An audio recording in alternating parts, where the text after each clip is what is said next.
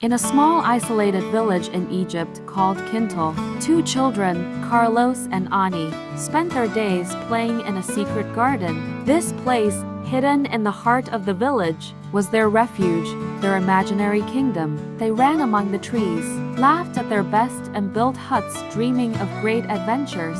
The people of Kintélé often watched them with a tender smile, thinking that there was something special about the bond between these two children. Time passed, but their friendship remained intact, as solid as the old roots of the palm trees around them. Years later, Karlos and Ani had grown up, yet they continued to meet in their secret garden, which now bore the marks of time but still shone with the same magic. That day, Ani was washing her clothes by hand, as she often did, singing a sweet melody.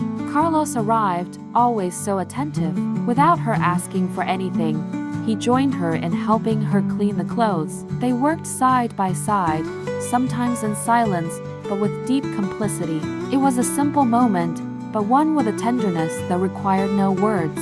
Once the work was done, Karlos, true to his mischievous nature, the water pipe they were using for cleaning, with a mischievous smile, he sprayed Ani with water. Surprised, she gave a cry, but soon her cry turned into bursts of laughter. She tried to retaliate, but Karlos, ever faster, got on his old bicycle and laughed away. Ani, refusing to let herself be done, pursued him, shouting his name and laughing out loud. Their race through the garden seemed to come out of a tale, a dance where time no longer mattered. Breathless, Karlos stopped at the side of a path lined with wild flowers. Ani, always so determined, arrived just behind him. Before she could say anything, he got off his bicycle, took a great breath and, in a gesture that made his heart beat a little harder, he put one knee to the ground. He pulled out a small leg, modest but full of meaning, and said to her,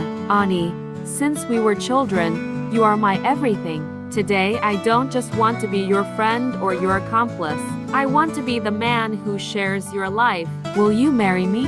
Ani felt her eyes filled with tears. She nodded, unable to speak, and then, in a breath, replied, "Yes, Karlos, I want it."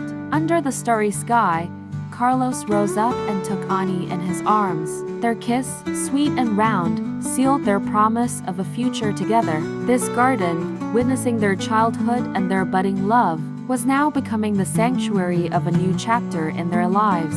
If you enjoyed this story, feel free to like, comment, share with a friend, and subscribe.